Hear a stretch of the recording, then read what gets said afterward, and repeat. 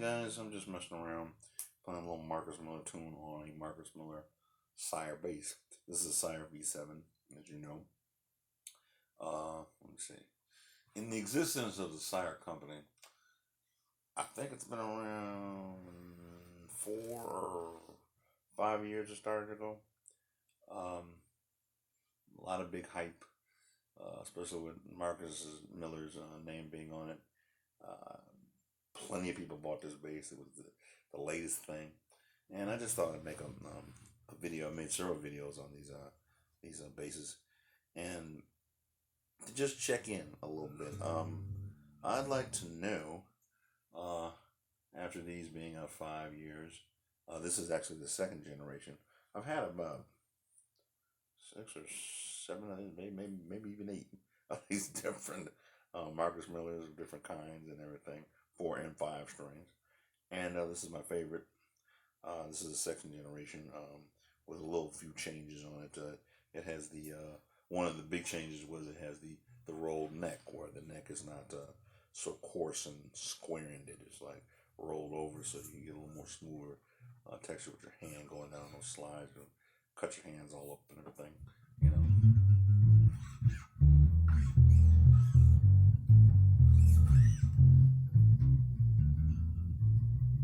That's real easy to play.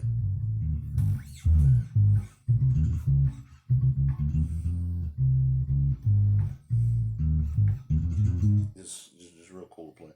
And yeah, got a little bass extender on there I added. I just want to know from you guys out there, since 5 years ago, since it's really coming out and making a big noise in the bass community, the SIRE basses. After playing them a while, owning them a while, I was wondering, do you still feel the same way about them? Do you still think they're one of the most, probably best inexpensive basses in a long time? Have you discovered any flaw that you don't like about this bass? Or is it the perfect bass for you? One thing about this bass, now when it first came out, I know, inflation and things get, more inexpensive as things go along. But you have noticed quite an increase in the price for them these bases now. I know they weren't gonna last too long at the same price they first came out. I think first ones came out, you can get a 4-string like this.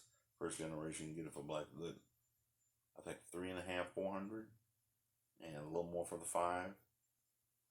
Now to get a 4-string, I think it's 678, not without shipping costs yet. So, and I don't know. That's almost double in 4 years, 5 years.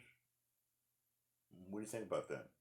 You think that's just inflation, or do you think they're a little more than you would thought now? That's a fair question. Even though they still would be considered, well under 1,000, would still be considered a very inexpensive bass for the sound you get out of it, and the sound you get out of it. You're still in love with the preamp. The Marcus Miller made, they made these special preamps for this particular bass. The name escapes me what to call them right now, but just give me your opinion. Give me a feel. Do you think still the same bass that it always was? Do you think they've become a little more expensive? I know the top of the line V10s are up there around $1,000 mark, so be careful. They also have a fretless version. It's pretty nice. Just give me your thoughts. 5 years after the hype, do you still feel the same way about the SIRE bass? I'd really like to know. I'd really like to get your input on that. And that's about all on the maxproud channel. Until next bass, whenever that will be. This pandemic has really slowed things down, as I said in the last video.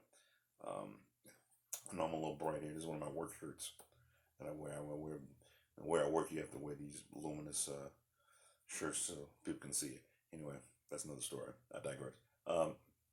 Yeah, give me your input, and I'd really like to know, how do you feel now, 5 years after, about the SIRE bass? Is it still the bass for you? Is it still the #1 inexpensive bass you can buy? Let me know your thoughts. Earl Davis, Max Proud channel. Love you.